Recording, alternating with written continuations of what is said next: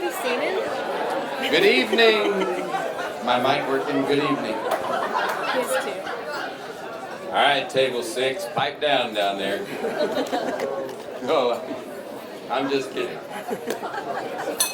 He's like, but seriously. I'm Chris Smeltzer. My wife Rebecca. Our son Ryan. Yeah. Woo! Yeah, let's go! His wife to be tomorrow, Molly. Woo! Yeah. Her parents, Jackie and Doug. You guys. That's right. Huh? I'm holding 2 mics because one goes so you can hear me, and the other mic goes to a camera. So you won't hear me if I talk into this mic, but you will hear. We want to thank you guys for coming, for trudging from all over the country to join us to celebrate Molly and Ryan. We're pumped. Jackie and Doug, I don't know about you guys, but when I look around this room, the people I know, those are the people I want on my side if I'm going to do anything. A project, a war, a celebration, these are the people I want. And you guys are here, so thank you. Do you see your people you want? Amen. In your corner? He said amen. All right. He says amen. Thank you guys again for coming. We're so excited to celebrate these two. So, am I supposed to tell what we're going to do tonight? Okay. Until dessert? Don't go any past dessert? Okay. Dessert apparently is coming. So, what we're going to do, and I'll get corrected 4 times because right now my mind just went blank. I'm going to welcome you guys. Welcome. And then I'm going to say a blessing for us, and we're going to have dinner.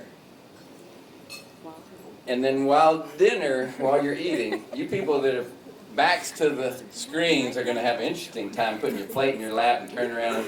We're going to have videos rolling during dinner. Okay? Jessie, Ryan's sister, where is she over there, has put together a slideshow. Keep your napkins close because you're going to need them. I did for tears.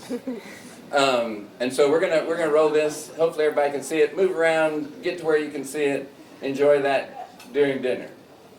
After that, they'll take away all our empty plates, and then when dessert is served, we're gonna have a time where if you'd like to say something to encourage Ryan and Molly, then we'll go for that. The ground rules for that portion of the evening are going to come from this one a little bit later.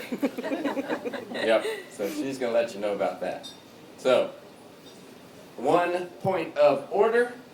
Who's sitting at table 5? Raise your hand. 5. 5, there you go. All right, table 5. Look at those pictures on your table. Those are pictures of Ryan and Molly when they were 5. If you're at table 10, guess how old they were in those pictures? 10. Way to go. Table 1. Look, I know my childhood development, and they weren't 1 in those pictures. We got off a little bit on those. So, but that's the deal with the pictures on your table. So whatever table number, that's their age and that. So, enjoy those pictures. Guys, let's say a blessing. Father God, you are incredible to us. We're in awe of who you are. Thank you. Thank you for Molly and Ryan. Father, thank you for bringing them together. And thank you for bringing us together tonight to celebrate them.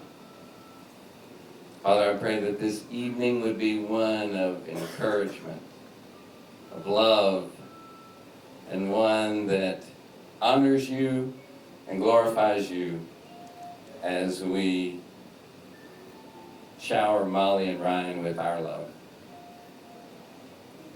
Father, we love you and we thank you for your Son, who came to be the light of the world, to save us. And I pray that we would Honor him this evening. Bless this food to our bodies. May it nourish us. May it help us connect with one another. And I pray that you would be with us through this whole weekend into the ceremony tomorrow, and that you would bless Molly and Ryan and their life together. I pray these things in Jesus' name. Amen. Last thanks goes to Jackie and Doug. You guys have been amazing hosts to us. They had us in their home last night, and we had an absolute ball. Just hanging out, telling stories. Too many stories. No, I wasn't too good. But thank you guys. Thank you guys for connecting us with all the people that needed to have a part in this celebration here tonight. You guys have been awesome. Awesome. So thanks. Y'all enjoy your dinners. Enjoy talking to the people at your table. Meet somebody new tonight. Get a phone number. Call them later. And I'm told to sit down. Good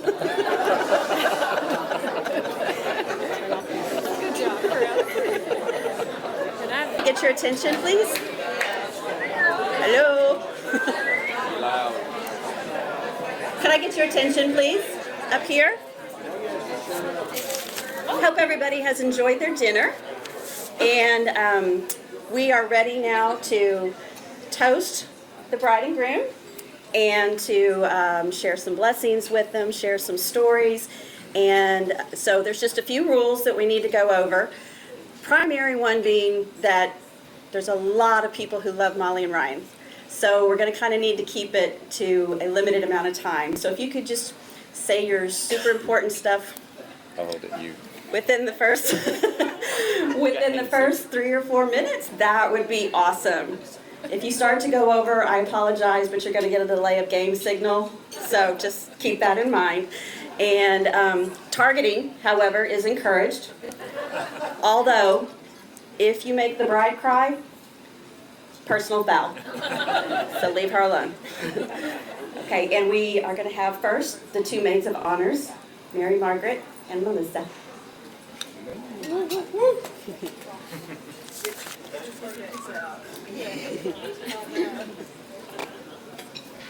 Hi, I'm Melissa. This is Mary Margaret. We're Molly's oldest sisters, or moms 2 and 3, as she would tell you. Sorry. We just want to start by thanking the Smeltzers for such an amazing night. This is a beautiful dinner. I know a lot of time and effort's gone into making it fun and memorable, and we really, really appreciate that. This has been wonderful. And also wanted to thank our parents, who we love very much and who have spent a lot of hours and dollars to make this weekend wonderful. And I know they're thrilled that all of y'all could join us, and just want to thank them. We love y'all very much. So being Molly's oldest sisters, we spent most of our lives loving her, trying to protect her, even when she didn't want protecting. And I was thinking the other day how it's neat that we've literally known Molly every day of her life, and just since the day she was born. And we kind of were talking together and talked about when you've known someone that long, it's really, and we have such this special of a relationship, it's kind of impossible to put into words how you feel about that person. No amount of talking could encompass how much we love you, how much proud we are of you, how just precious you are to us. So instead of standing up here for hours and sobbing to all of y'all, we're going to save you from that. So we wrote just kind of a short little poem that just kind of runs through some funny things about Molly, some things we love about her, and then we'll shut up and sit down. All right. Molly, we love you and always will, even though sometimes you could be a pill. To say how much we love you, we don't have time, so instead we came up with this little rhyme. Our little sister is getting married, it's hard to believe, and now she keeps using the phrase, leave and cleave. We're her big sisters and we'll try to be brief, but first we need to give her a little grief. Molly has one amazing mom, we agree, but much to her dislike, instead of one, she has 3. Molly is a cuddler and loves physical touch, even when I tell her this is too much. She loves others and is caring and kind, and loves the Lord with her heart, soul, and mind. Molly was the cutest child in the world, and with her we could never be bored.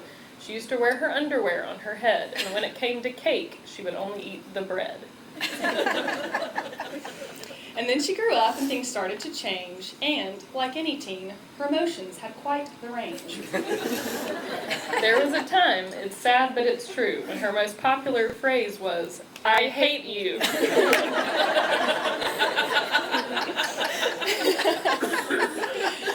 When it came time for chores, she would disappear like a ghost. But we digress before this turns into a roast. Molly is beautiful inside and out. About that, there can be no doubt. Our dad took it especially hard when she started to bring all the boys to the yard. If we said we loved all of them, we'd be lying. Just another reason we are thankful for Ryan. She left for Baylor and started a new chapter, and no one knew what would happen after. We are so thankful for all the friends she has made, and even this boy that we wouldn't trade. Ryan loves Molly, and vice versa, it's true. And despite you dissing our state, we have come to love you. We wish and we pray for a wonderful life, and know that we'll always be here through any strife. We'll wind this down before our faces go blue, but Molly, never doubt that we love you.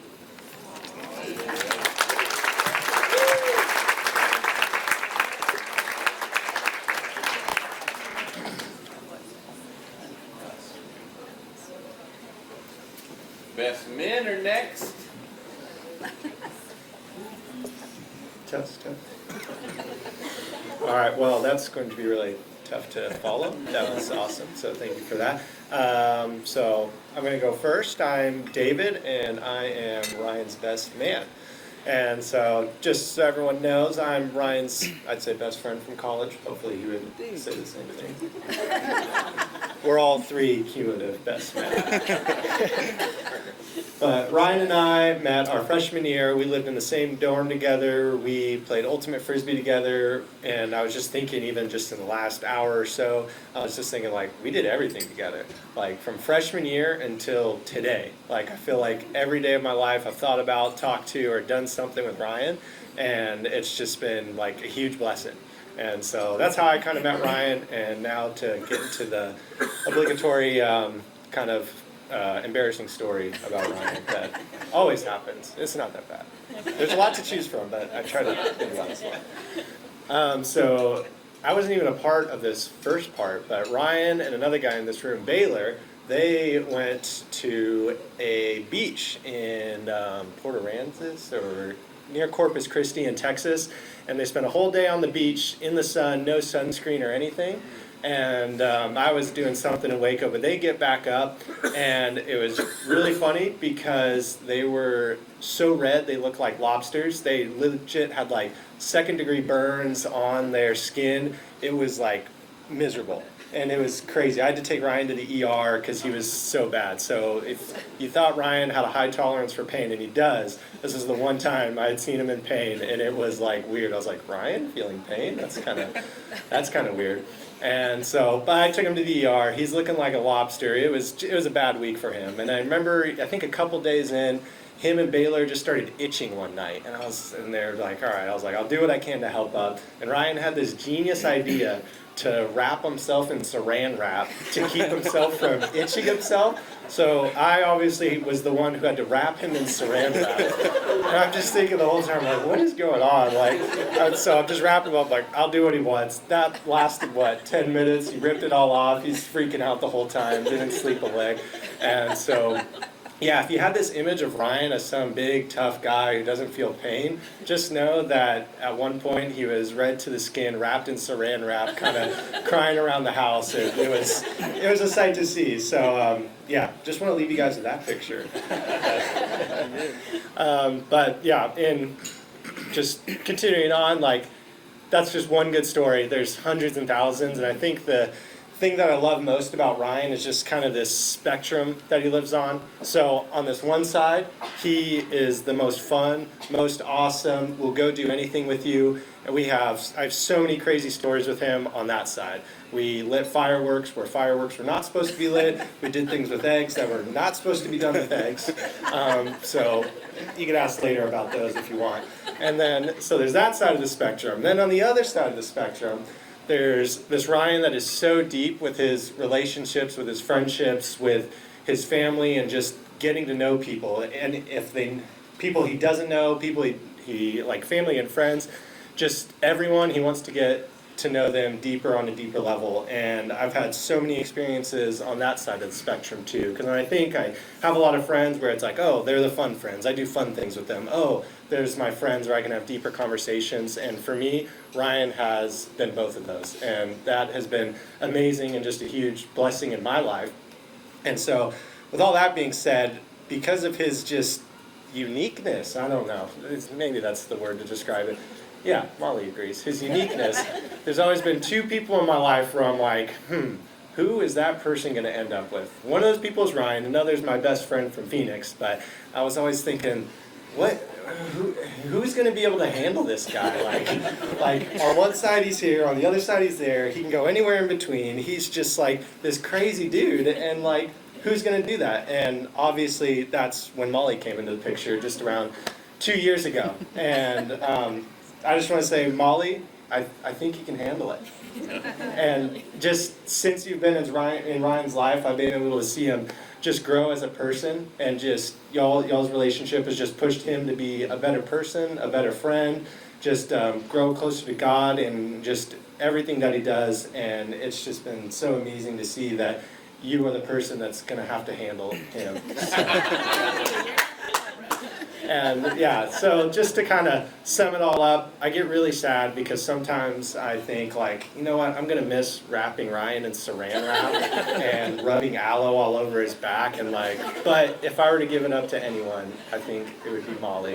So Molly, that's your job from now on. I'm going to miss it, but that's your job from now on. And I really hope the best for y'all. I know that you guys are going to have such a blessed marriage with just you two guys growing and growing closer to God and using that to impact people and friends and just everyone around you. And it's been so beautiful to watch this last 2 years and just the years to come. And I'm just so incredibly stoked for you. I've been stoked for this weekend for just ever. And it's just like, I thank you guys. You guys are beautiful, and I love you guys so much.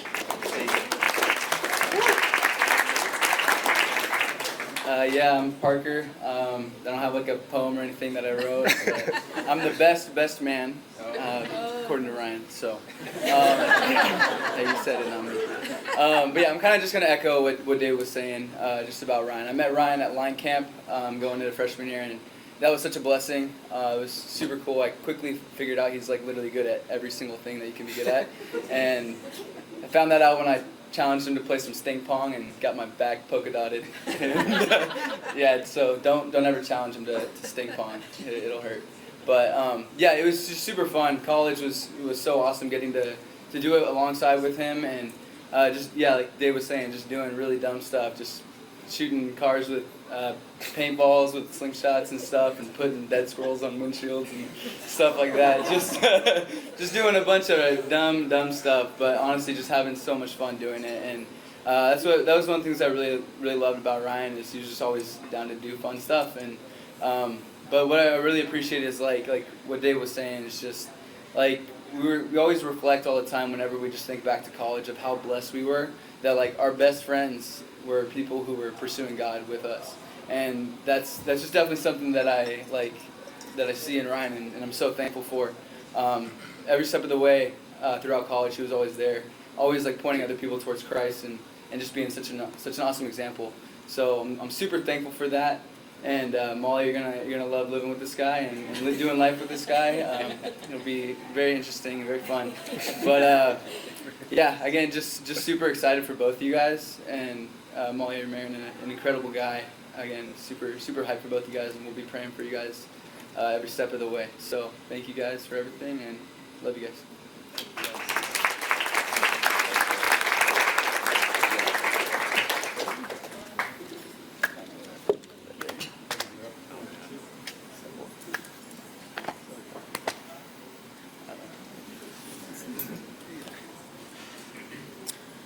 I have to have a little help here, so I'm going to refer to some notes. It was, as Melissa and Mary Margaret mentioned, it was about 2 years ago, maybe almost to the day, that we first met Ryan.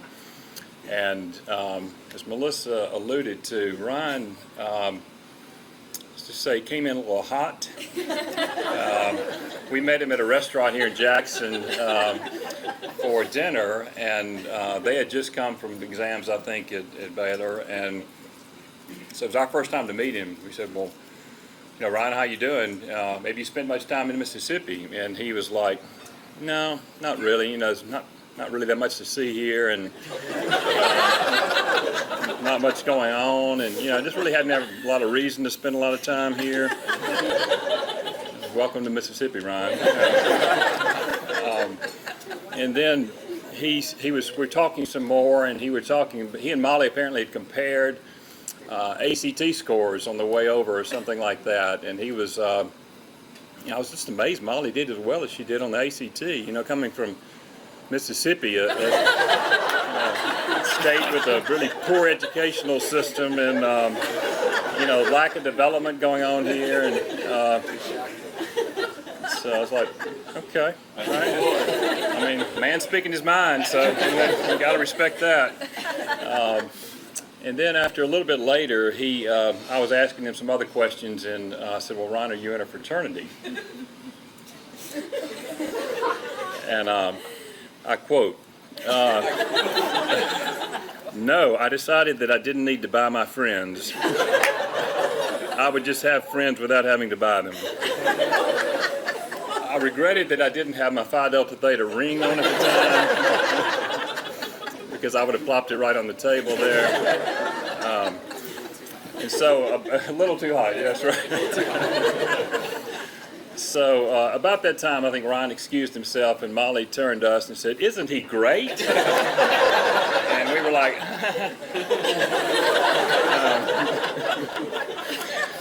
but you know what? Later that evening, and even I guess the next morning, we had occasion to sit down and talk to Ryan and really get to know him better, get to know his heart better. And then that process continued over a period of many months. Ryan actually, guys who are not married, Ryan had the master system for getting to know your in-laws. He and I had monthly conversations for, I don't know, well over a year, where he initiated the calls, and we would talk to each other for 45 minutes, an hour, just about life, about things, about what was going on in their relationship, what was going on in his life and his career and his studies and that sort of thing. And that was incredibly useful to me as a prospective father-in-law to get to know more about him and his heart. And so we came, of course, through that process to really appreciate Ryan, to understand him better, to see his heart, and to come to love him as a person in a way that perhaps we didn't initially, Ryan. Start low. Start low and go up. Okay, that works. So I want to talk about Molly, but I can't talk a lot about her. But I will talk about a few things. She had a smile as a little girl that when you were talking to her about something, as a little girl, she smiled all the time, and people commented on that. And then she would just always go around with a big smile on her face. And then later we would be talking to her about something serious, and she would still have a big smile on her face. And we would ask her, well, you know, are you okay? And she finally confessed that at one point, when she gets nervous, she smiles. And so we weren't sure then if she had, you know, if she was comfortable or nervous when she was smiling. But the truth is, Ryan, lately she's been smiling a lot. And I think that's not because she's nervous. I think it's because she's found you. And so we're very happy about that. We're very grateful that she's found someone that makes her smile. When she was little, she had a lot of expressions that were unique to her. And we actually developed a name for them. We call them Mollyisms, because they were just all so interesting. She actually had a prayer from about age 3 to age 5 that started with the same sentence that made absolutely no sense, but that we let her say because it was so darn cute. And she, as always, as Melissa and Mary Margaret mentioned, loved to be hugged and to hug and to be held, and that is a good thing. And when she was little, she had one of her expressions was, "I want to hold you," instead of saying, "Dad, pick me up," "Mom, pick me up," or "I want you to pick me up." She would say, "I want to hold you." And we'd say, "Molly, no, that's not the way you ask it. You know, you're supposed to say, I want you to hold me." And she would just look at you and go, "I want to hold you." And so I think, Ryan, what she said recently is that she wants to hold you. And that means, translated, she wants you to hold her. And that is just okay with us. In fact, that's great with us. And that's what our request to you simply is that you hold her tight and never let her go. And I'd say even in the tough times, but especially in the tough times, because there will be some. Because she is a special young lady.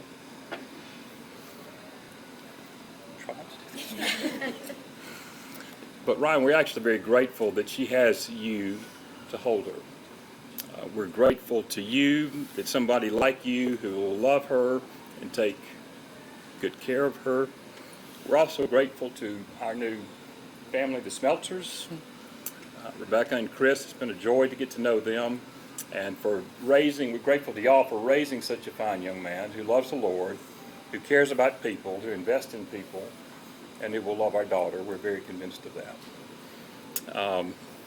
We're certainly also grateful, most of all, to the Lord, the maker of heaven and earth, the maker of Ryan and Molly, who, the great I Am, who is brought them together in just the right time in their lives, both of them at Baylor, just the right season for both of them to meet and to get to know each other and to spend the rest of their lives together. So it's His perfect plan, His perfect timing, and we're so grateful for that. So before I actually choke up and turn into a puddle of mess here, I just simply say, Molly and Ryan, we love you very much. We're so happy for you.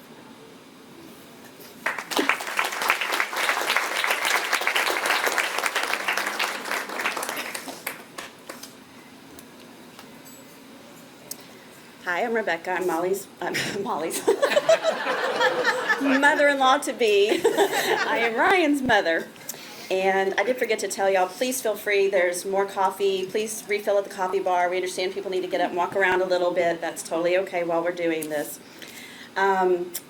Jesse and Britt found out at their rehearsal dinner that I feel like as a mother, my job is to make sure that the person joining the family understands exactly what they're getting into by sharing a few things about their intended. Ryan has a very specific sense of time. He was very, very, very stuffed up at one point. His allergies were terrible. He could not breathe at all, and he'd had it. He was done. He came in crying. Did it stop? Did it stop? Okay. Is it still on? No. It's right there. It's still green. Okay. How about now? Okay. I can yell. So anyways, Ryan came to his father, and his dad said, Ryan, take this Claritin, it's going to help. He gave him the medicine. He said, you don't need any water, just set it under your tongue, and it will dissipate, and you'll be great. So Ryan took it. He swallowed it. I still can't breathe. Just a little different sense of timing is what I'm saying. He has a certain sense of logic that is hard to argue with, although it may not be a good argument on his point, it's still a little hard to argue with, such as Jamie, back there, thank you. Jamie helped raise our kids. She was a babysitter for forever, and she was amazing, but I think we were maybe, is that now? It is now? Now? Okay, great, thank you. So Jamie was an amazing babysitter, but despite her best efforts, we had gotten to the golf course, which was maybe 3 miles from our house one night. Mind you, 4 kids, like, we need to get out. And so we made it to the golf course before she called to say, I don't know if you want to come back, but Griffin's bleeding from his head. Ryan hit him with the golf club right after I told him not to hit him with the golf club. And Ryan, to this day, will say, I told him to move. Yeah. So just keep that in mind. One of everybody's favorite stories about Ryan has to do with his being very literal. Ryan takes what you say, and he expects you to mean it. And that's how it is. That's the way he talks, and he expects you to mean it. And when he was a little boy, he used to like to nothing more than to work with his dad. They would both put on their overalls. They would go to Home Depot, which he called Home Depot, and they would be workermen. They would go get their supplies. It's gone again. Oh, there it is. And then they would come home and work on their project. So they were in their little overalls, walked into Home Depot. Ryan was about 3.5 maybe. And all of a sudden he said, I gotta go to the bathroom. And Chris told him, well, it's all the way at the back of the store, buddy, okay? So I'm gonna need you to hold it for a minute. So Ryan reached down his overalls and he grabbed a hold of it. And he held it all the way to the back of the store.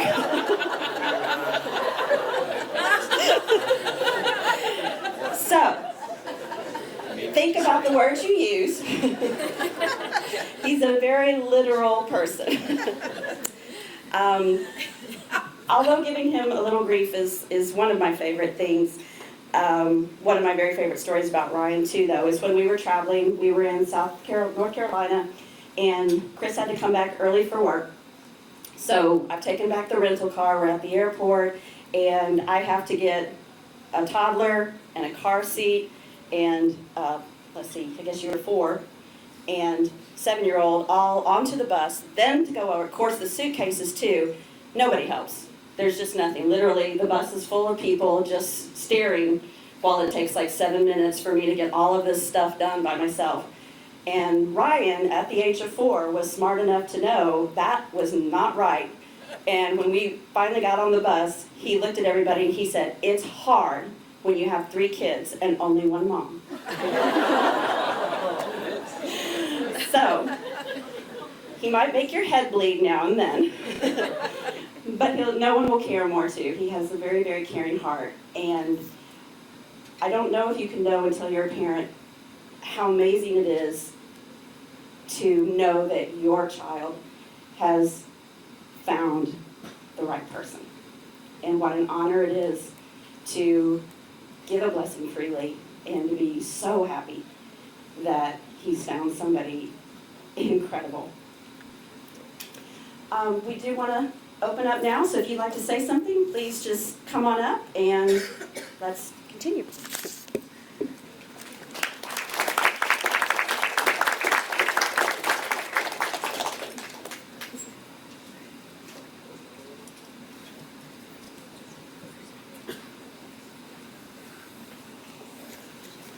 All right, everybody. My name is Baylor Bresman, and little Go Bears. We'll do the sick'em later. I was starting to feel like the setting for a second.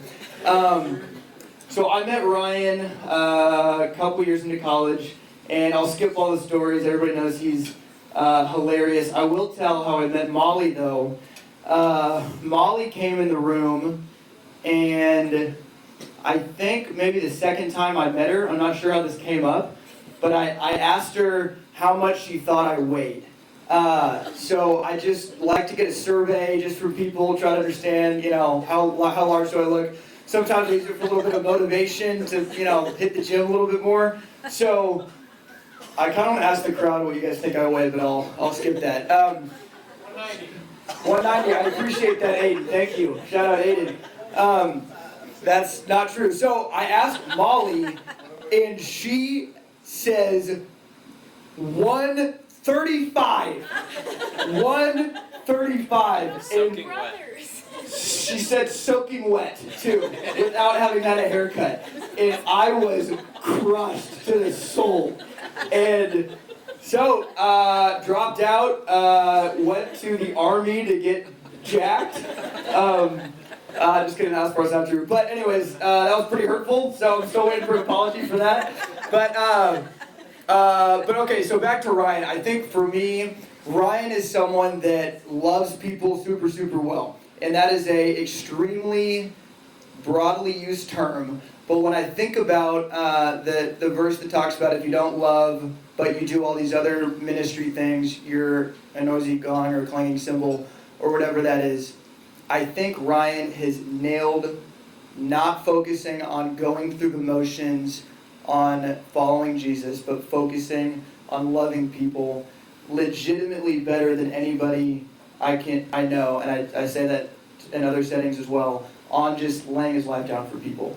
A couple things come to mind. My dad was sick a couple years ago, and out of everybody that I knew, nobody cared for me and for my family in that time like Ryan did. And I think about whenever we were in Greece and he asked if he could pray for him, and both of us were just crying. And I think, the Bible talks about mourning with other people, and I think Ryan is aware enough of how much God loves him that it's enabled him to have very legitimate compassion and love for other people. It's not an act. He really cares about other people. Another example of that was whenever he went to Greece for 3 months, and you would see him walk in these refugee camps of Syrians and Afghanis and Iraqis, and they would light up, and he would light up just as he saw these guys, because God had given him such a deep, deep compassion and love for those guys. So every time I think about wanting to love people better, I always think I want to be more like Ryan in that. So thanks for giving me an example of that.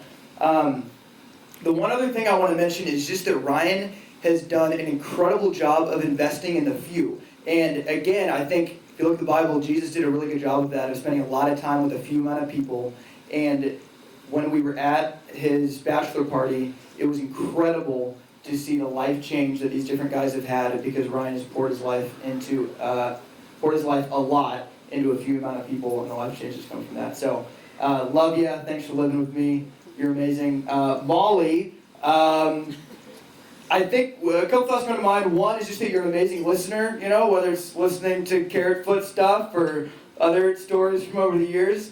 That's been awesome. And two, I love that, so Ryan and Molly met, I was like, okay, who's this girl? I've never heard of her, and so it was a little standoffish at first.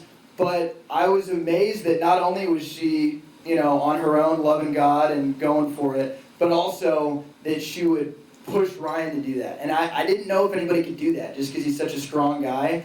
But so many conversations with Ryan, especially in Indonesia, where he's like, dude, I've never met anybody like this who is pushing me to love God more. And I think that is incredible. So way to go. And also I've never seen Ryan fall so hard so fast. Like, that was crazy. Like, other little flings where he's like, I don't know if I like, whatever. Like, from old college years. But he just, I remember going to my room just like, dude, I don't know what's happening to me. I like this girl so much. I don't know what this feeling is. I just like her so much. Love you guys. Thanks for inviting me to your wedding. Goodbye.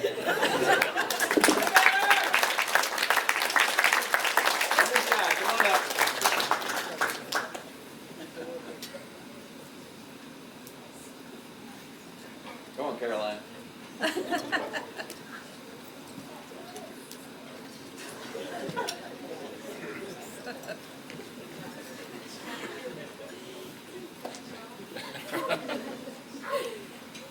Hey guys. I'm Caroline. I say this disclaimer every rehearsal when I speak out. I'm really bad at these things, but I'm just gonna push through. Molly told me not to say it, but here we are. Okay, anyways, I'm Caroline. I have been best friends and roommates with Molly for the last, friends for 5 years, roommates for 4.5. So it's been close. Anyways, I remember where I was whenever I found out that Molly Gunn was going to Baylor. It was our spring of my senior year of high school, and I was so excited because I didn't know anyone going to Baylor, and I was like, this is great, we're going to have to be best friends. So we started texting, and we've been dating ever since. So it's been fun though, but seriously, it was so fun to just go to Baylor together not knowing anyone, and we quickly realized we're kind of the same person. We had the same major. We're obsessed with Texas Roadhouse rolls. Just a lot of random things. So that's been really I'm so bad. Okay, I'm going to move to the serious part. Anyways, yeah, we have way too many memories to count. But the part that I love the most about Molly is that she is just the most constant friend, and we have experienced a lot together, a lot of good stuff, a lot of hard stuff, but she has been the person that has always just been my rock and has always pushed me back to truth and back to the Lord, and I'm just so appreciative of that. It's been fun to share really like so many stages of life together. Now we're in Dallas, both in grad school. Yeah, and I'm just really thankful for you. And then Ryan, get to go on. That was the Lord.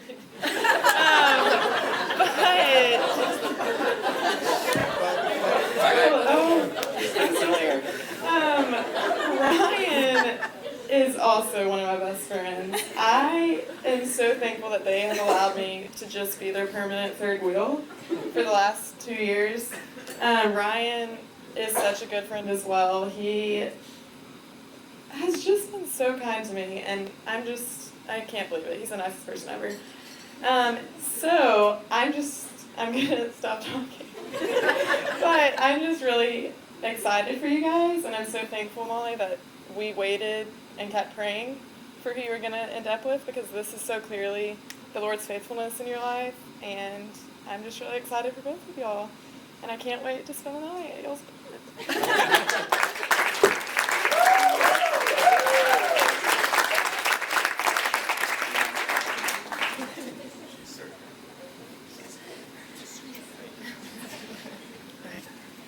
Is it working? Okay. Hey, I'm Jessie. I am Ryan's older sister. I'm Jessie. This is my husband, Britt. So I just want to tell you all a little story about the proposal weekend. So we all knew for a long time that they were getting engaged before Molly did. Rightfully so.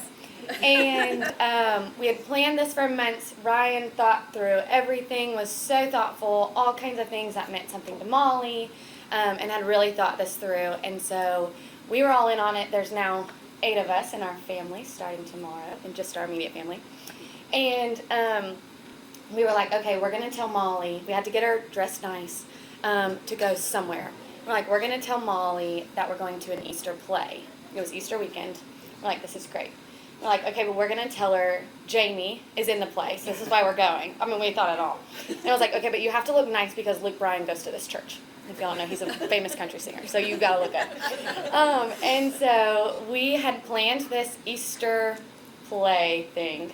But before that, so that was on Saturday, Friday night was hoopla. It was crazy. We had all kinds of just mishaps go wrong, crazy things happening.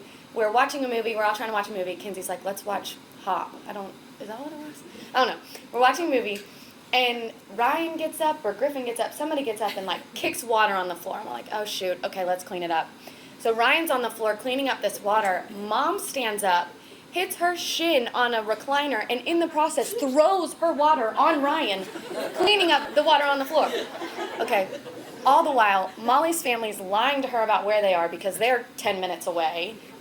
She's not realizing that I don't know. Molly's like, none of my family's answering. What's happening? Where's my family? They're not talking to me. Finally, Doug goes, someone's got to answer. So he answered the phone finally because she called everyone. So anyway, it was just a crazy weekend. It was so fun though. When we've been lying to her all weekend, obviously. And once he had proposed, she saw her family first, and then Ryan's family, and then we all walk out. Me, Britt, Griffin, and Kenzie, and she yells at us. She's like, "Y'all are the worst," because we had been lying all weekend about how we were going to this play and all that. Yeah, we were liars, but it was for good reason. I'm gonna let you tell you the other story about him. But in seriousness, Ryan and I, when we grew up, we fought a lot, and so it's been really fun moving into adulthood. Oh gosh, ooh, hold on.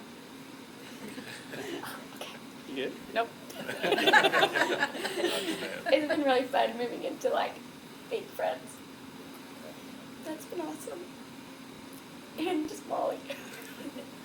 The first time I met Molly, I couldn't stop staring at her because she's so pretty. I was like, but here's my husband, but you're really pretty. Anyway, But anyway, it's been really sweet just being friends with you guys. Okay, I'm done. Get. So while the entire family, I'm Britt by the way, is the brother-in-law of Ryan. I've known him since he was in 10th grade, believe it or not. But while the family was getting ready for the engagement and Molly was getting ready for the Easter play, we were upstairs, as Jesse said, getting ready to watch a movie.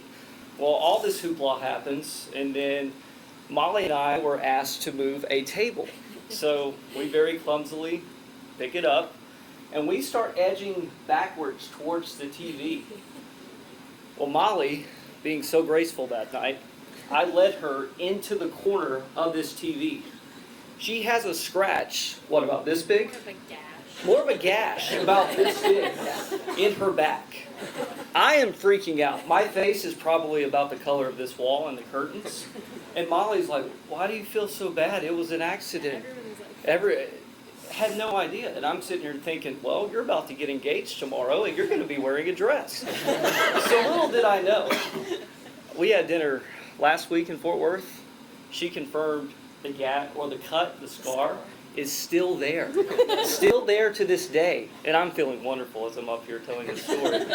So my goal tomorrow is to get a picture with Molly and the scar. And I encourage every one of you to get a picture from Molly and ask to see the scar on the back of her dress. So that is my gift to Molly in her wedding day. But in all seriousness, when I met Ryan all those years ago, 8 years ago, I didn't have a brother growing up. I had an older sister, and I come into a family where I'm dating their older sister, and I felt this immense pressure to impress Ryan and, of course, Griffin as well, and Kinsey.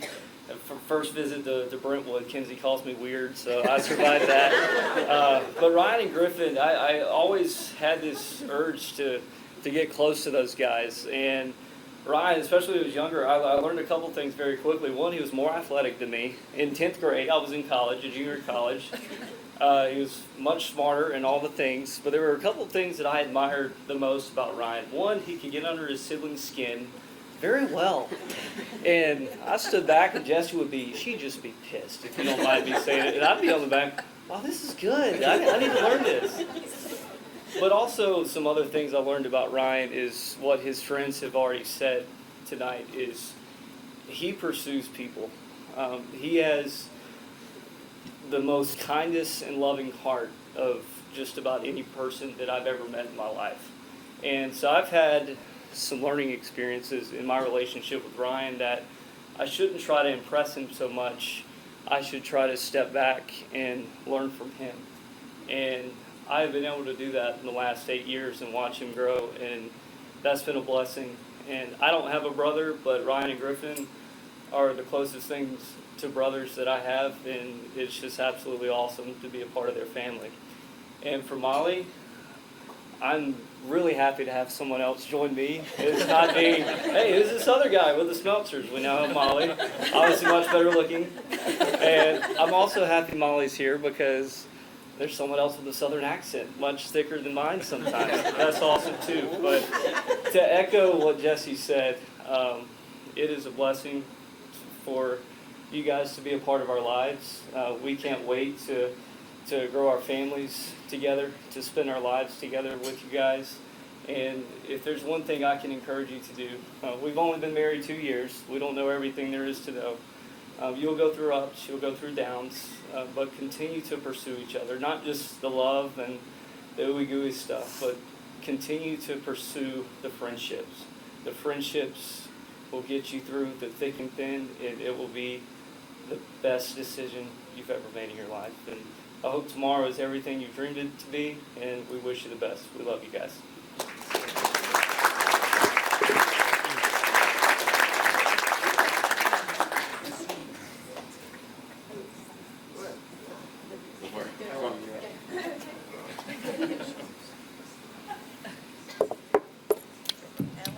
Hi. Hello, everybody. My name is Helen. I'm friends with Molly. This always seems like a nice gesture to get up here and talk, but Once you do, you just want to pass out a little bit. So I will make it very short. Molly, we became very good friends in 3rd grade. We were very different though. Molly was this makes me sound dumb, but she was very smart, and she was very into books. I remember the first time, not the first time, but one of the first times Jackie came to pick me up. Molly's in the back seat, she's reading like Nancy Drew or something, and I get in the car, it's like we're just friends, Molly doesn't put the book down, she's just reading the book in the back of the car, and I was like, okay. Jackie straight up had to be like, Molly, how about you put the book down since Helen's in the car right now, and it was like the equivalent of someone texting while you're eating with them, but like it was a 10-year-old that would rather read a novel than have human interaction. And it was like just bizarre. She just read books a lot. But we got past, that, and we became good friends. We got matching haircuts in 6th grade. We had a conjoined birthday party at Daddytown, which is the equivalent of Chuck E. Cheese, if you didn't know it. And Jackie and my mom, Janet, we're like, okay, we're inviting the whole grade, so we're obviously going to bring no gifts, because 100 people would bring 2 gifts, one for you, one for me. And Molly and I were like, no, that's a great idea. We're definitely getting the gifts. We got gifts from everybody in the whole grade, like 1 jewelry box for me, 1 jewelry box for her. It was the most obnoxious thing. I don't know how we had friends. Molly also spilled nail polish on my bathroom floor, and we scrubbed it with our toothbrushes for some hours. In the wee hours of the night, she also spilled a slushie in the back of Doug Gunn's car. Yeah, that old car, yes, and it was a red slushie from the River Hills pool, and that was bad. I'm just thinking about all these things, and I knocked down your Nintendo DS from a flight of stairs, and it was not the same sense. And as I was thinking of these things, I was like, okay, what are the true pillars of our friendship? Because so far, we sound like destructive brats, and I don't know about this, but this is okay. So then I was like, all right, I'm going to think about like high school and college and now, and we had such fun memories, but like everything that I thought was very sentimental and more serious, which is weird because, our life's hilarious. Come on, did anybody hear what's happening? But, whenever I was upset, especially in high school, Molly was the one I wanted to talk to. If me and my boyfriend, husband right now, got in a fight, I remember very, very vividly being at Carly's house, Carly Wave, and I was crying, and Carly just so hates comforting people. She's so bad at it. And she's trying to comfort me, and Molly and a few of our other friends are downstairs, and Carly's like, do you want me to just go get Molly? I go, go get Molly! I'm like crying, and she's like, I'm gonna go get Molly. Like runs downstairs and gets Molly. Crying in the bathroom one time at high school. I was like, someone was trying to comfort me. I was like, just go get Molly. Just go get Molly. Nobody's understanding me right now. You always understood what was wrong, even when I didn't. You always, even just like the hardest of times, like grandparents' funerals, we've just been there for each other, and that's the stuff that, matters. You came to my engagement from Waco. That is just more than I could have asked. I had the honor of being at your engagement. So thinking about all these like life-altering events, it comes to family issues, or boyfriend issues, or celebrations, or just spilling stuff on the floor, car. You've been there for it all. Literally everything, and I could not think of it. It's just too much. I couldn't think of everything, but it's just been a blessing to have you in my life for everything. And you're the first person, obviously besides you, Clay, the first person I want to tell if something amazing or tragic happens. You've always just understood me so much, and Ryan, you got it all right here. Everybody's talked about how pretty she was, and I just talked about her reading Nancy Drew too much. I'm so happy for y'all. Molly loves you so much. I know how much you love her. I'm so excited for y'all, and I'm going to sit down. Congratulations. Okay.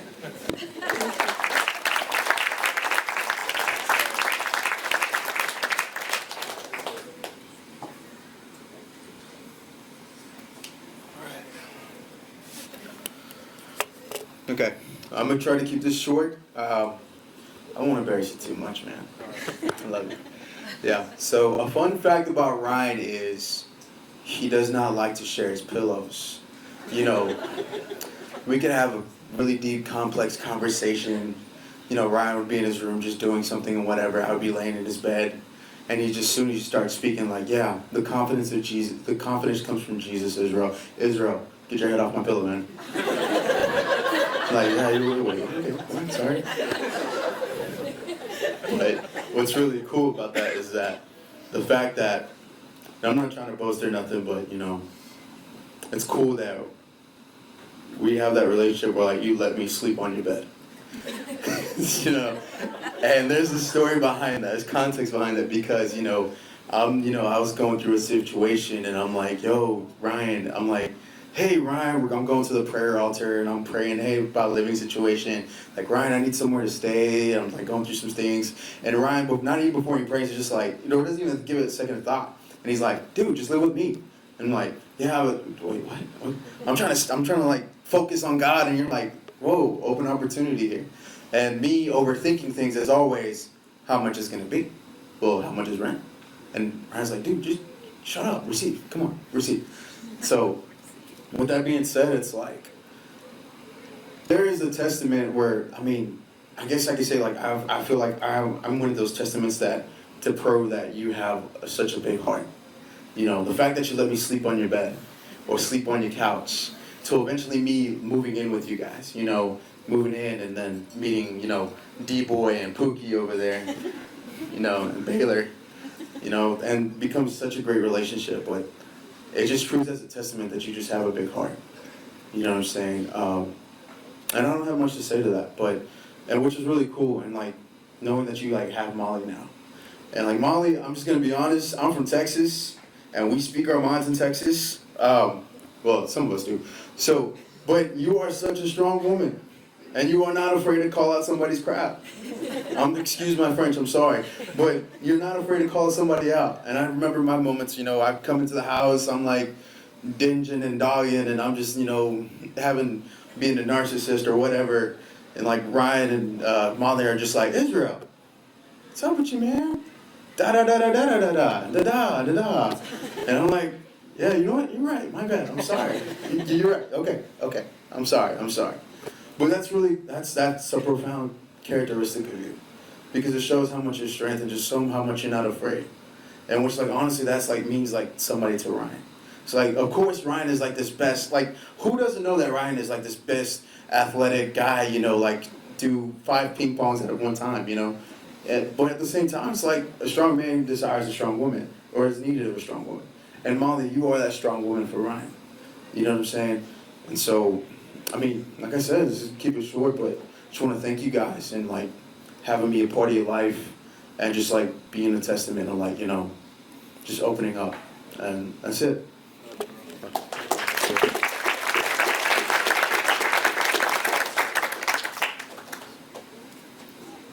Come on up. Good. Everybody come on up. This way.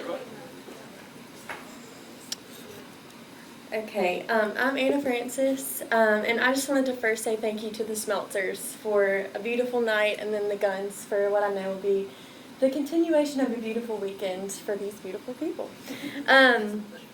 So, I don't know if I was actually there when Molly was born. I was probably like almost 3 months old when she was born, but I do know that our mom started going to the mall and walking around the mall with us in strollers when my mom said you were 3 months old. I don't know.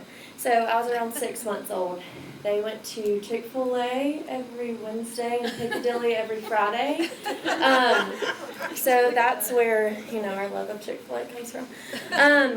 But Molly told us at my rehearsal dinner, but I had to bring it up again. So it's around Christmas time. We're at North Park Mall on the 2nd floor. Molly and I are in our strollers.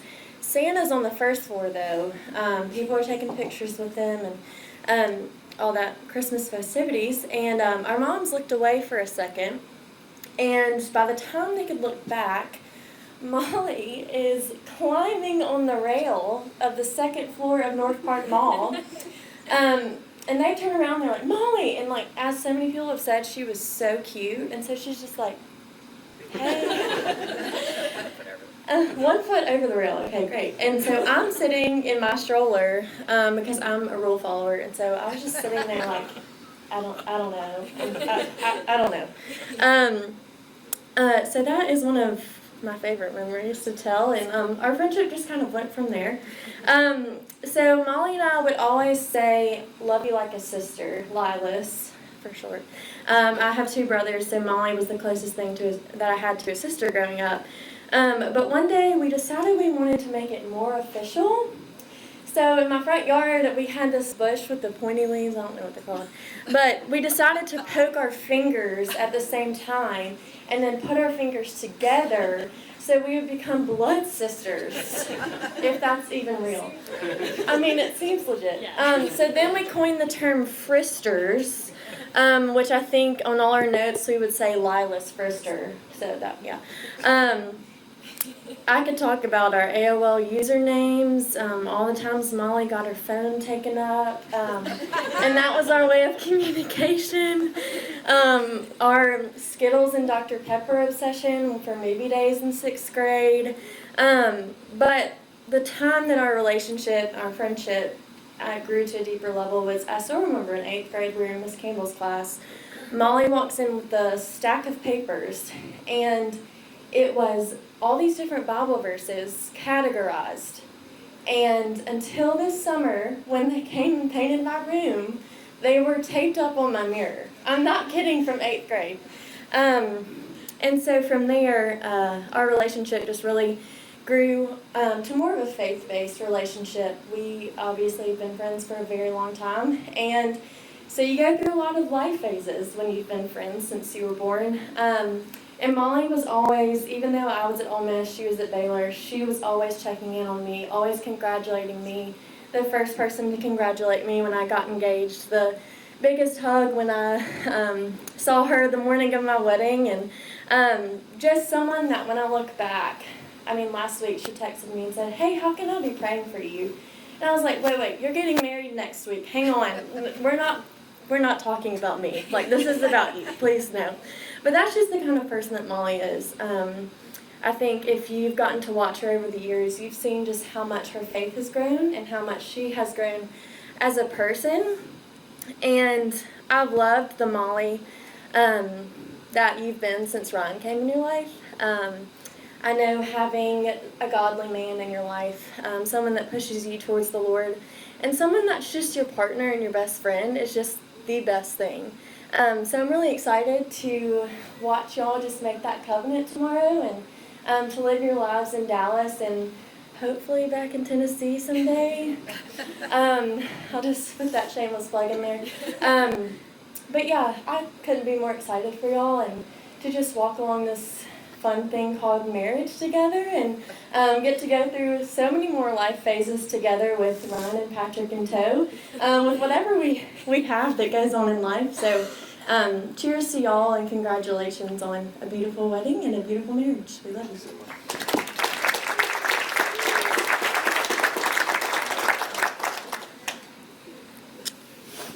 What's up, y'all? My name is Daniel. I've known Ryan as long as I possibly could have known somebody, thanks to our parents being friends before we were born. So we have countless stories, countless memories that I could share, most of them ill-advised activities. One of which I think sums up our friendship the best.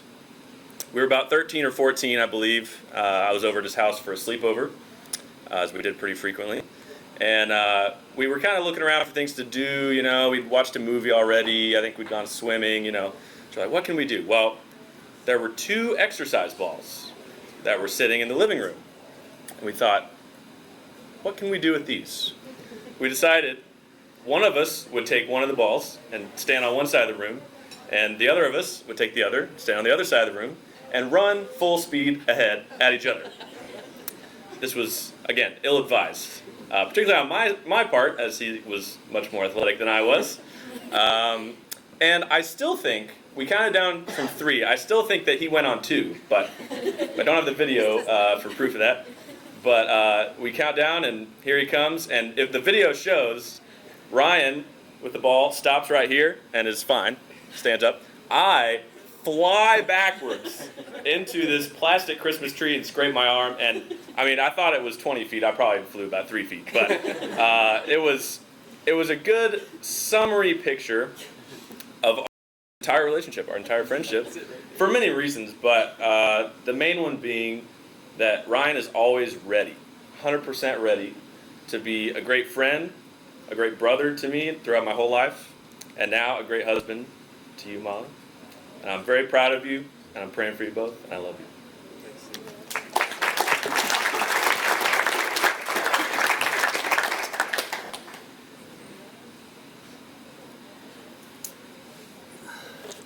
Hello everyone, my name is Coulter and this is my fiancee Britt, and I had the pleasure of living with Ryan and Max over there for the past 15 months up until last month.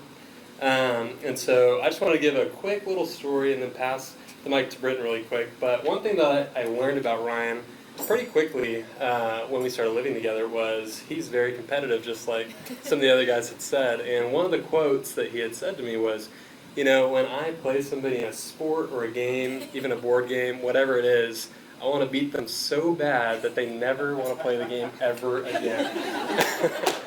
And it's happened before. He actually has a story to where he beat somebody so bad they didn't play, I think it was ping pong, for another 2 years. So he's pretty successful in his feat for competition. But one story in particular actually happened about a month ago. Molly and Ryan came over to my parents' house in Dallas where I was hanging out to play me at ping pong. And Ryan's really good at ping pong. In fact, when he had spinal surgery in January, we were recovering for him, and we went over to his grandparents' house and played some ping pong, and he started playing left-handed, and I had no idea. And he beat me, and he's like, did you notice anything different about that game? I was like, no. He's like, well, I played left-handed. I was like, oh my gosh. Thankfully, I still want to play ping pong. But this last game of ping pong, they have a whiteboard in their future home. Or they did have a whiteboard. I'm getting mixed messages over here. Ryan has a whiteboard. And, it's a great piece to hang on the wall, David. Found a great spot for them on the wall in the apartment and everything. And we were about to play ping pong, and Ryan's getting just a bunch of trash talk from everybody about the whiteboard. And he's like, okay, Coulter, if you beat me in ping pong, best 2 out of 3, I will take the whiteboard out of the home. And Molly becomes my biggest fan. It was the best moment. And so we go upstairs, we start playing ping pong, and she is cheering me on. She is just giving me the most encouragement ever. And I lose the first game. I'm like, okay. It was a close game. It was about 18-21, something like that.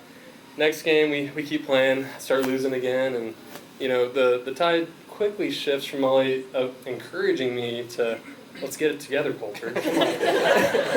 And so, we're coming down to the wire, and it's a close one. It's a really close one, and almost have Ryan. And by the end of it, Molly's just cheering for Ryan and trash talking me for some reason. I was like, I thought we were trying to get rid of this whiteboard. I don't know what's going on. No, but I lost. I don't know if the whiteboard's still saying. Still up. There we go. It's still up, thanks to me. So, but yeah, that's just a little part of my relationship with them, and my friendship with Ryan this past year and a half has been unbelievable. I went through a season of unemployment. He had back surgery, and we really got to connect during that time. And just to echo everybody else, just the way that he loves people and how he's loved you, Molly, and how you do it back to him and others as well. It's just such a good thing. And so I'm so excited for tomorrow. So this is going to be great. Thank you. Okay, so I'm Britt, and I met Molly and Ryan both knew them at Baylor a little bit, and then met them more because we had the opportunity to do premarital counseling with them. And the reason we're all gathered here is because of our Lord and Savior, Jesus Christ. And that is the example that they both show all the time, is God's love for us. And being able to sit alongside them for 8 weeks and on into the rest of this semester and everything, just seeing the way that God loves us, but not only seeing that personally, but through the both of them, and watching that grow and manifest in y'all. One of the phrases we talked about heavily this summer was, marriage is not for your happiness, but for your holiness. And I think if anything I were to say going into tomorrow and to the rest of your marriage is, that is so true. And God is going to be with you in the highs and the lows and the in-betweens. But in all of that, don't forget that it's for your holiness. And you're not going to be happy. You're going to be frustrated. You're going to be elaborated sometimes and super excited about other things. But there are going to be those hard days, and those are going to refine and shape y'all. And I'm just so grateful that we got to stand alongside you and so many other couples and see how faithful the Lord is, not only through the generations above you, but on and through you guys. And so we wish you guys the best. And we are all here because of y'all and because of God's faithfulness. So best wishes to y'all and the funny things and the hard things and everything in between. So.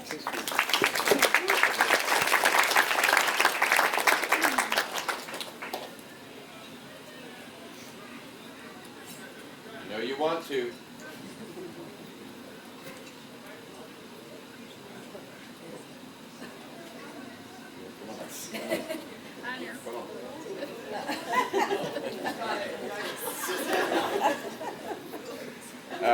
My name's Josh, and I'm friends with Molly and Ryan. And just want to say congratulations to both the families that are being joined together. And I met you, Ryan, about a year and a half ago, and I was in a really difficult season of my life. And you pursued a friendship, and you are a really good listener, and you listened to understand. And I really appreciated that. It made a big difference in my life. And so I'm excited for you, Molly, that you're with a guy who God has given the ability to care for you and to listen to you and to understand you.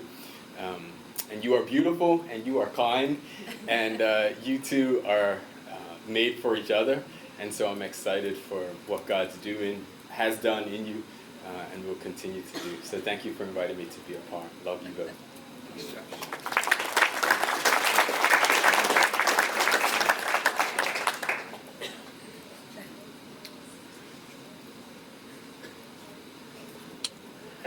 So I'm Hunter. I had the pleasure of living with Molly for 2 years in college. We actually met our freshman year of college, but she was just on my hall, and I was like, we never really talked, so I was just like, she lives in like that room down there, you know, but we were in the same sorority, and so our paths crossed. And then our sophomore year, we were starting to look at houses for junior year, and we had 2 open rooms, and we were like, what about Caroline and Molly Gunn? They seem normal, which was like our only like qualification, I guess is what we were looking for. But it was a huge blessing and not normal, I would not say at all, but very fun.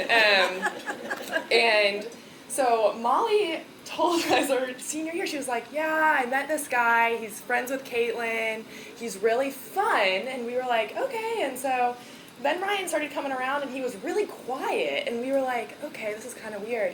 And then we were at the Baylor Christmas part, like on the lawn thing event they put on, and Ryan and Parker and David are all wearing matching sweaters that they got in Peru. And to add a little bit of flavor to the story, I'm on a foot scooter. I've recently gotten foot surgery, and Ryan takes my scooter and is like popping wheelies on the curb, and we were like, okay, like we see that fun now. And then Ryan started wearing all red outfits to our house. He'd be in a red sweatshirt, red shorts, and his Nike slides that were tennis shoes that he'd cut the back off of. And we were like, okay, Ryan's fun, for sure. But then he weaseled his way into our hearts, for sure. But I just want to say, I think everyone has kind of said it here, that these are 2 people who really go deep, who are a lot of fun. I think Dave said that Ryan is such a spectrum, and I think I can mimic that for Molly as well, but just someone who's so fun, but then also so deep, and is not a fair weather friend in the slightest, and I think that's so cool. And I also just, what I love about you guys is how sweet the Lord is that He's aligned y'all's passions with each other, just that you guys love people and also have such a love for the world and reaching people. So I just think that's so sweet, that you guys are so fun, and I think Molly needs a sweater from Peru. But I love you guys, and I've loved being a part of y'all's lives, and can't wait to see what the Lord does.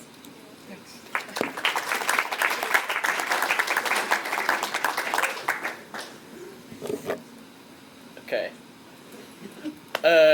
So I'm not going to try to keep this short. Not even going to apologize for that. But I met Ryan probably 8.5 years ago, something like that. We went to high school together. It's funny. He was a pretty unfortunate looking kid back then. Just lay it out there. And yeah, we were cool. We were never like super tight. We just kind of, we had some of the same friends, and sometimes we'd hang out, but not really. One day senior year, I walked into class, and I just sit next to him without saying anything. He looks at me, he goes, "Hey Max." I'm like, "Hey Ryan, what's up?" He goes, "Your shoes are gay. And I'm like, okay, point taken. Let's not continue this. And then somehow we end up going to the same college, and to make matters worse, we end up living in the same hall. Like, he's 2 doors down from me. I'm like, oh gosh, I can't get away from this kid. But I mean, I start to watch him, and I see, like, really he just comes alive over the course of 4 years. I see him, like, even from a distance, just getting to see him grow so much. Just see him change from this awkward kid in high school to, like, just this guy who's full of life and just determined to love everybody around him so well and to get the most out of this life that he can. Yeah, and Ryan, I also had the opportunity to live with him for a year after college, and during that time we got to be really close. And Molly, I got to meet you too, and I just from the square one, because I was one of Ryan's, I was also one of yours, and you're one of the most hospitable people I've ever met. And you're such a savage, you can totally put Ryan in his place. Which definitely needs that. But yeah, and I just love you guys. I think you guys are going to build a really good life together. I think just the way you guys both value people is really awesome, and I'm excited to see how this all unfolds. So, thanks.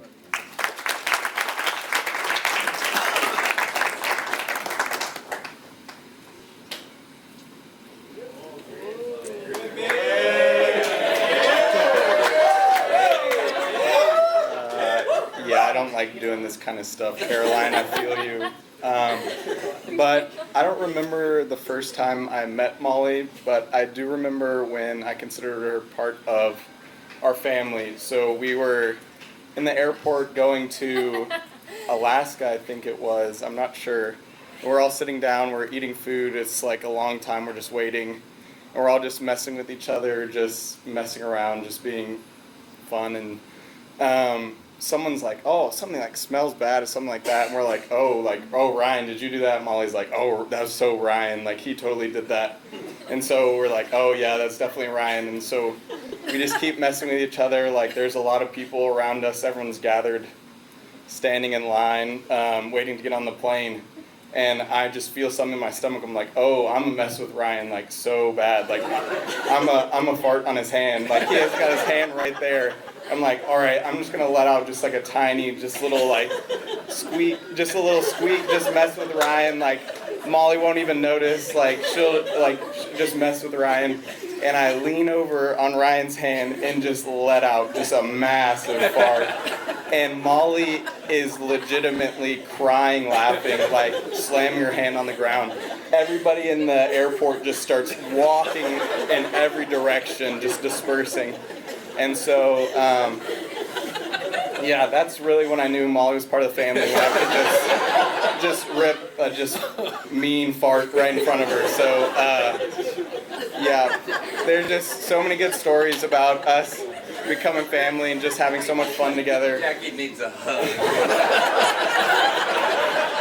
And yeah, I love you guys so much. I love all the adventures we've been on, all the fun we've had, and I just thank you guys so much just for being such a good example of just love and just being such a good example of a relationship that's centered around Christ, and just love you guys so much and so happy you're part of this family. So thank you.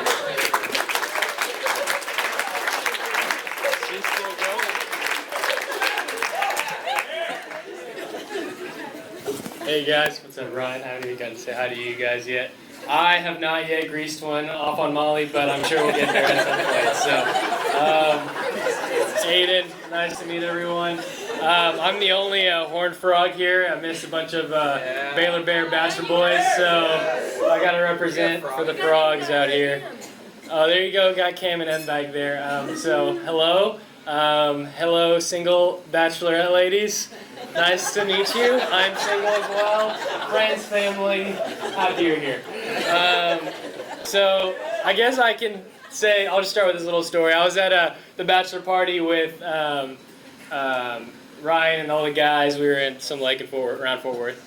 And since I'm the only horned frog there, we were all watching a bunch of football, just acting like crazy dudes. And since I was the only, Horde Friday, I was rude and I was being super rowdy, trying to make a ruckus. And all these guys were just like trashing me. They were just absolutely going at me the whole game. I was being the most obnoxious football fan I could possibly think of. Had all my clothes off, was just acting like an idiot. And these guys, I could just see them, like, game's winding down. It was pretty clear Baylor's going to win at this point. It was a pretty, like, up and down game. And I can just see Ryan and Baylor, like, in the corner of the room, just kind of, like, scheming it up a little bit. They're kind of, like, looking at each other, looking back at me, looking at each other, and I'm like, what is going on right now? And that's when I realized that they're scheming to throw me in the lake. So right after we lose, an actually devastating game, Ryan, Baylor, all the guys pick me up, throw me into the lake. So I am definitely the unwanted party here, but I will try to do my best to honor Ryan and Molly right now. So anyways, so I was kind of on the drive over here thinking of like all the memories I've had with Ryan. We've been to like 6 countries with each other, something like that, just like crazy amount of memories we've had. And there's so many like seminal moments we've had, like pivotal conversations in our friendship relationship. And it's funny because this one moment just always sticks out to me. I kind of shared it at the Bachelor thing too, but there's always this one moment that I have with Ryan. And I was in Greece about 3-4 years ago. We were doing ministry with the Syrian refugees, Afghani refugees, and we're sitting there in this room after this worship set. And I was having a really rough summer. Had kind of just like felt really low, like kind of in a depressive mood most of summer. And I just kind of like, one last little flail attempt, just kind of asking Ryan for some prayer and some of the guys. And a lot of the guys laid hands on me, started praying for me. And it was really awesome. A lot of guys just prayed God's grace, His peace over me. Good, 3-4 minute prayer. And then Ryan kind of is the last guy to pray for me. And Ryan starts laying his hands on me, and I'm just kind of expecting just to be like blessed, encouraged, prayed over. And Ryan starts praying for 5 minutes, 10 minutes goes by, 20 minutes goes by, 30 minutes, and Ryan literally prayed for me for 40, 45 minutes at night continuously. And I just remember just being in that super low place. And as Ryan was praying for me, my heart began to melt. And I began to experience the intimacy and the friendship and the fatherness of God in that moment. And I just think that's such a testament to who you are, Ryan, and you've heard it so many times. But just a man that's willing to sit with people in their pain. A man that's willing to be with someone in the midst of life and not try to drag them out of it or give them the punchline, but to just sit with them. I think that's so you, man. And just that scripture in John 15, greater love has no man than this, than to lay down one's life for one's friend. Man, I have seen you do that so many times. I've seen you give yourself so fully to people, so wholly, so humanly even to people. And that's just who you are, man. So I know so many people in here, even at the bachelor party, all the guys have the same thing to say. This is a guy who will sit with you and be with you in your pain, and that's Ryan. And just even as I think about your guys' kind of coming into a union here, marriage, kind of what I think about is just the ways that you've disciplined yourself in acts of love and in giving love, and you've really mastered the discipline of giving love. I'm just so excited for you to learn the discipline of receiving love, and I think that as Molly lays her life down for you, gives you her unconditional, sits with you, be human with you, enters your world, I believe that you're going to grow so much as I've seen you over the years. So thank you so much for having me, and it was, thanks for your time. God bless you guys.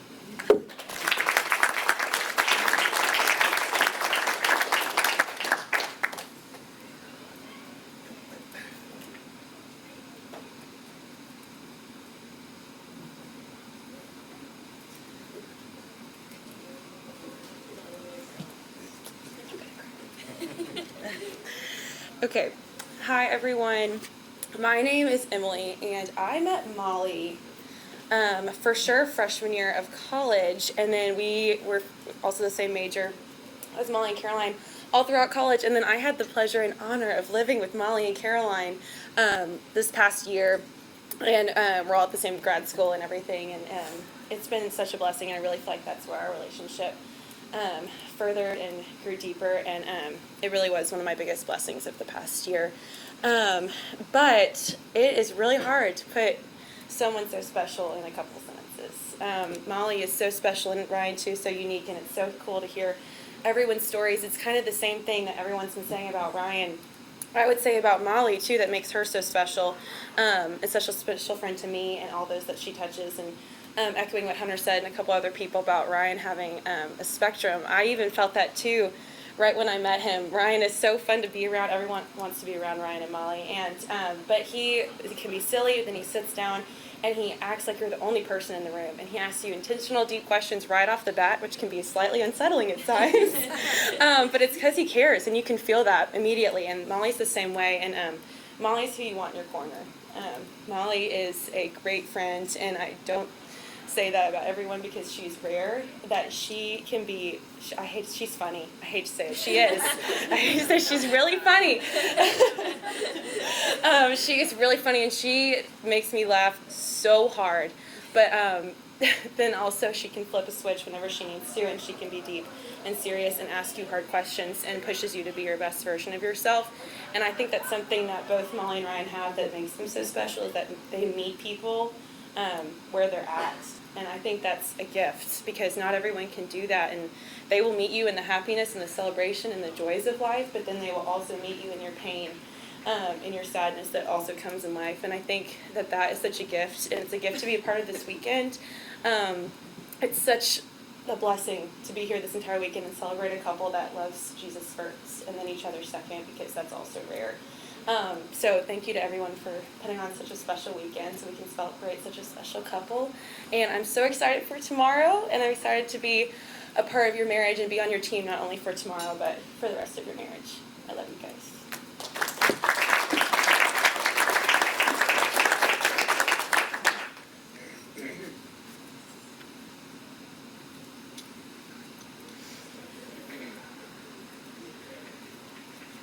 Anybody else want a shot at it?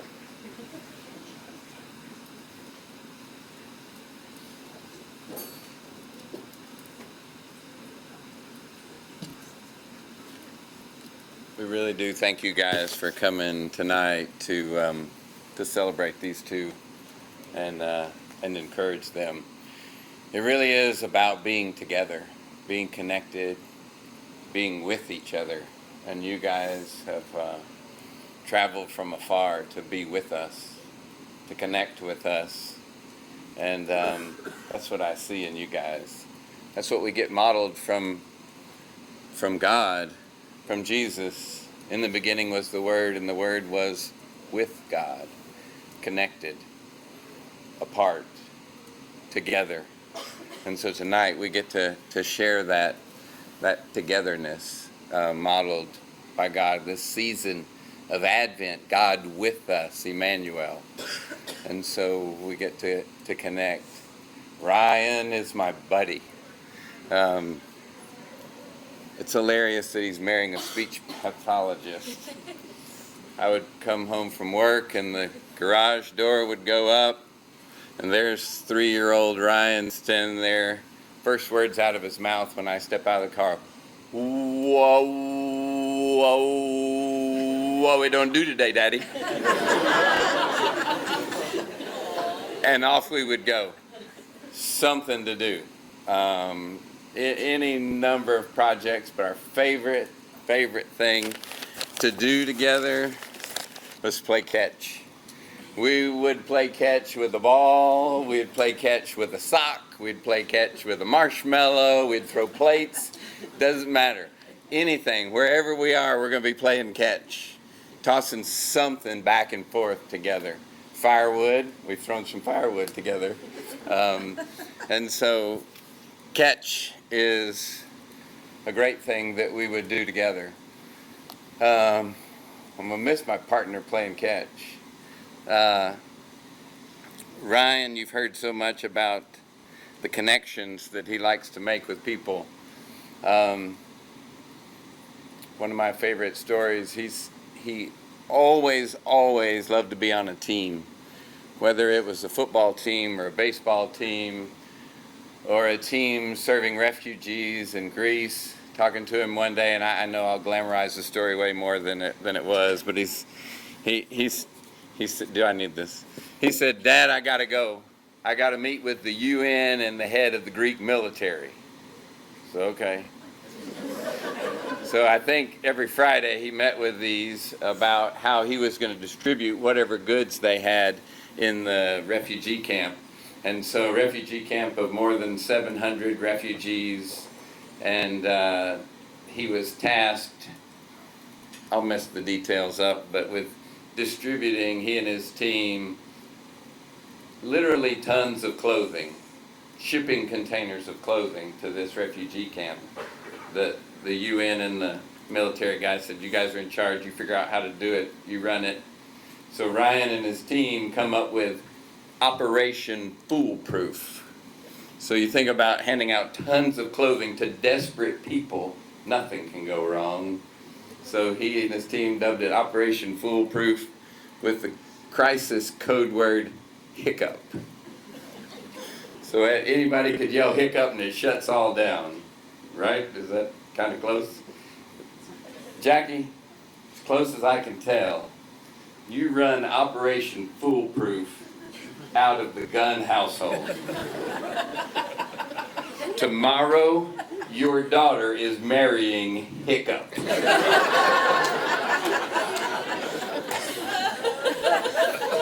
I think they already have a hint at it, because maybe one of the first times Ryan was over there, he double dipped in the hummus, and Jackie said, yes, that's yours, now you can... She's like, no, wait, no, that's yours. He called his mother in desperation. He said, I'm eating at Molly's house and there's like 4 plates on the table. Which one do I take to get the food? Ryan, the couple on the bottom, those are chargers. You don't eat off of those. You just eat on the one on the top. So Hiccup's coming to be with you guys. Yeah, Ryan was the one who would shove the fingernail clippers into the outlet at the house and spark a fire. He's always trying to do something exciting. But all my stories have just left my mind. But what I want to say is that Molly, you're getting a great guy. And I dug around in his closet and I found one of his first baseball gloves. And you guys are going to catch all kind of wonderful memories together. And you're going to share those together. And I want you to be with my little buddy. Thanks. Thank you to you guys. Thank you to that one over there. We would not be at this place without you raising Ryan with me. Molly, when he's caring, and he's insightful, and he's funny, and he loves you well, that's from her. When he has absolutely no clue what to do with you, and he's going to run to some of his buddies and say, what in the world do I do? That's from me. So, you guys have a great life together. This is just the beginning. We are so excited to have you in our family. We're so excited for your family of origin. We thank you for the way that you raised Molly, for the way that you loved on her, you sisters, for the way that you trained her to be a great sister. I see how she loves on my daughters, and that's an example from you guys, because she loves on them well. I knew Molly was right for Ryan. You've heard about the physical touch that Molly loves. Ryan likes words of affirmation, so I'm running over here. But I knew Molly was right for Ryan when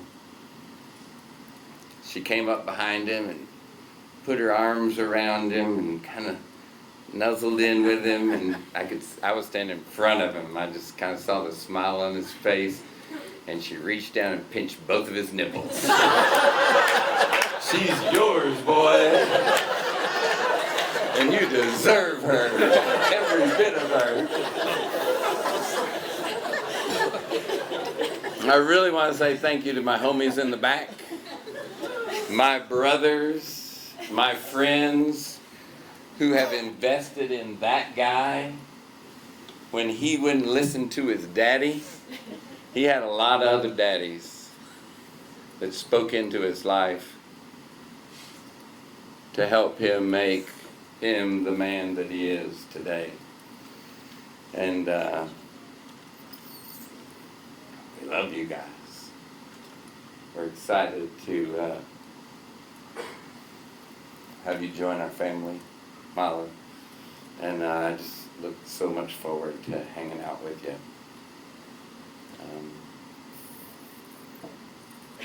Does anybody else want to talk before we go?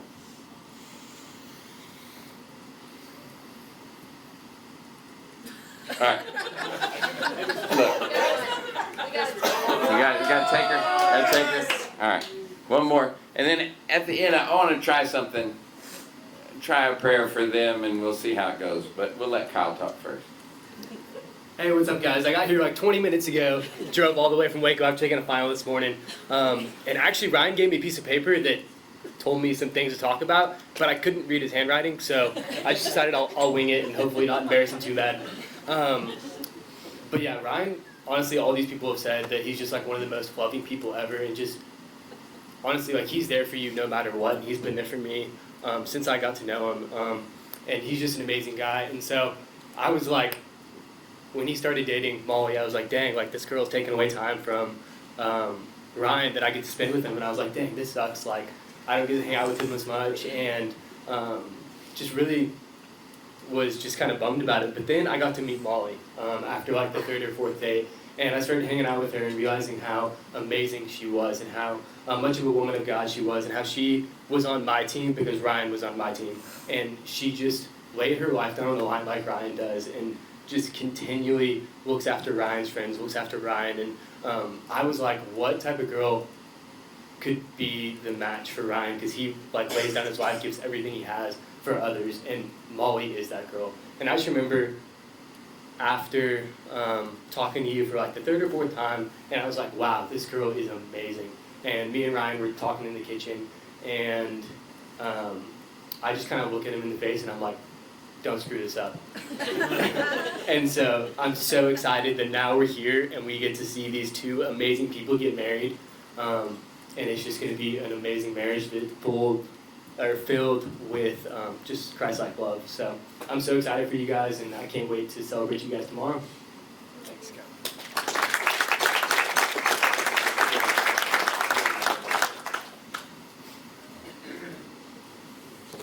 All right, we're going to let Molly and Ryan come up and share. They can rebut any stories that they've heard tonight, correct any details, but I want to give them the last word.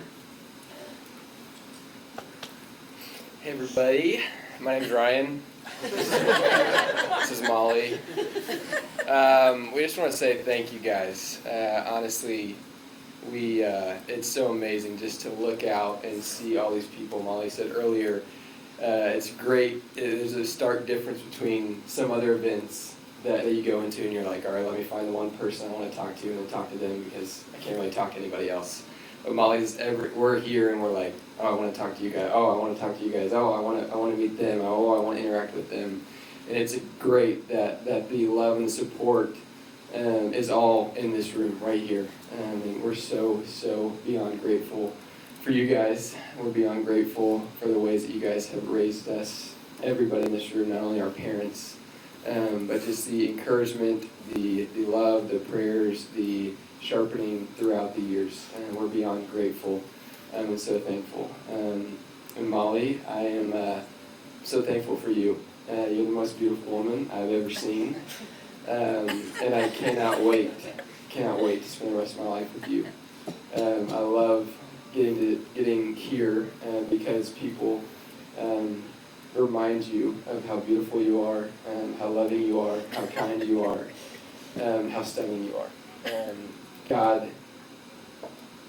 created you in a specific way, and you have many giftings that I will benefit from, that our kids will benefit from, and I am so excited to see us grow together love one another in the hard times, the bad times, to be able to hold each other and enjoy life and trust in the Lord the whole way. So I love you. I'm so thankful for you, and I'm very, very excited for tomorrow and the start of a new beginning for us. I love you, babe.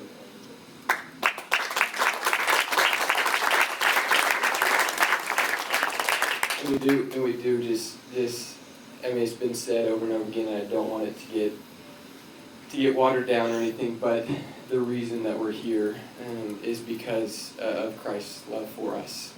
As my dad talked about, and as Mr. Gunn talked about, that God created all of this. He created us. He not only created it, but he designed life. He designed the different things that we live in, our friendships, our community. God in Triune lived that out. And now we get to live that out because we were made in his image. And so we have to, at a time like this, a pivotal time in our lives, we have to recognize the goodness of God, the faithfulness of God, no matter the situation. And so we're so thankful for that. And if we could leave you with anything, is we just want our prayer for this time, our prayer for this weekend, is that people would just leave more interested in understanding the love of Christ. That whenever you see us interact, that you don't see two humans or whatever just trying to figure it out, but you see two people dedicated to a single purpose, and that purpose is pointed back to Jesus, back to the cross, and the grave. So we're so thankful for you guys all here. We're so thankful to celebrate tomorrow. It's going to be a great time. We love you guys, and so thankful. Anything, babe? Nope. I'm good. All right. She's good. Stand up and grab somebody's hand. Oh, I want to try something. Look here. When you were in second grade, if you were in second grade Sunday school, we do this thing called popcorn prayers. Has anybody done that before?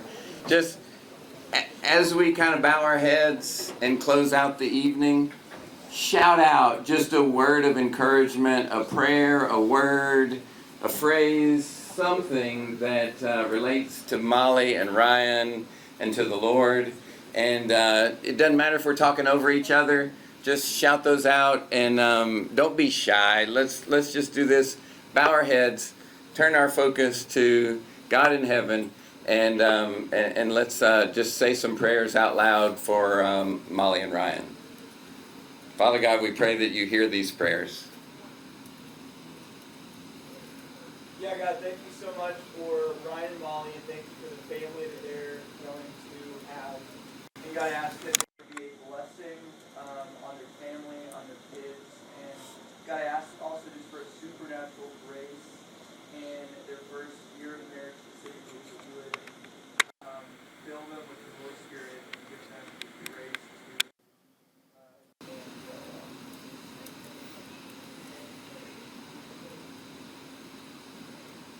Father, I ask you to speak truth in Ryan's eyes, let that truth shine through them so that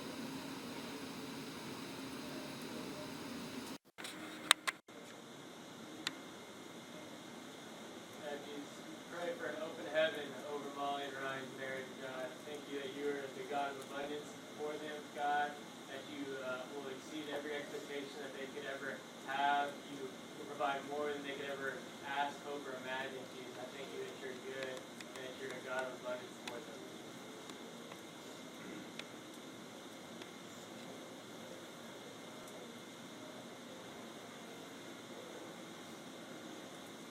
God, thank you so much for bringing these two together.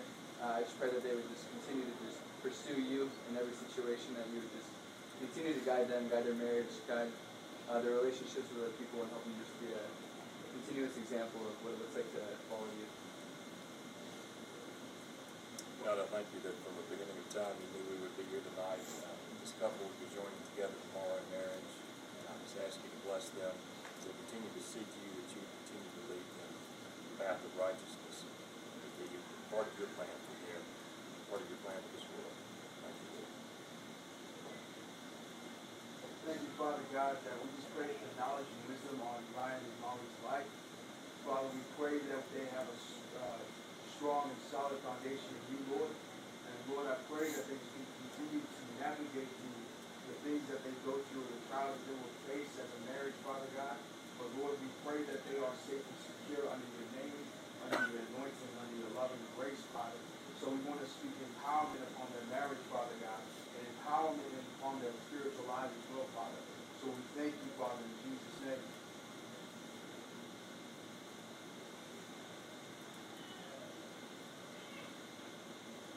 Lord, thank you just for the blessing Ryan and Molly have been in all of our lives and how they've impacted us in just one way or another. Lord, I just hope that you just bless their marriage, Lord, and just teach them more about love and how to love each other and how to love others, and just use that to glorify you, Lord. I just can't wait to see what you'll do with their lives and how they'll do that to impact others. And we just thank you so much.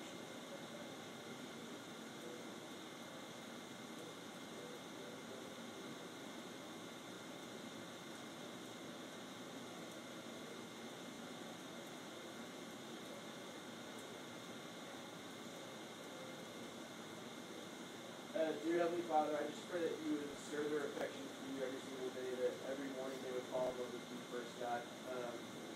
And that fire would never stop, and that their love for each other would only grow for that, and their love for everybody around them. Even more so, God.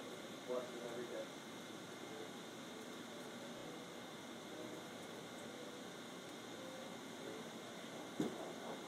Father God, we just speak for increased joy from you, God, as they embark on this new journey, God, that they're able to just go to you first, whether it's rejoicing, whether it's sadness, God, that their first reaction to anything is just going to you and just praising you.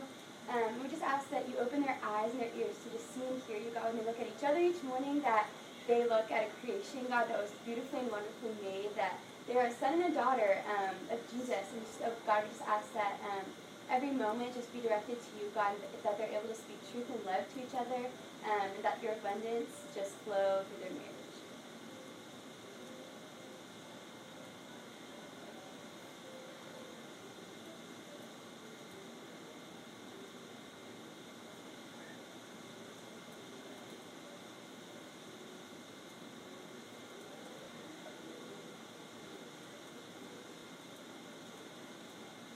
God our Father, we praise you and we thank you for this time tonight. We pray that you would go with each person here, that you would make yourself known in a real way to each person, guiding them, showing them your love. Father, I pray that Ryan and Molly would just be bathed in your love, your joy, and then may the hope that you have for their lives just grow in a tremendous way as they share the greatest hope we have with people that they meet each day. Father, it's in your Son's name, Jesus Christ, that we pray tonight. Amen. Amen.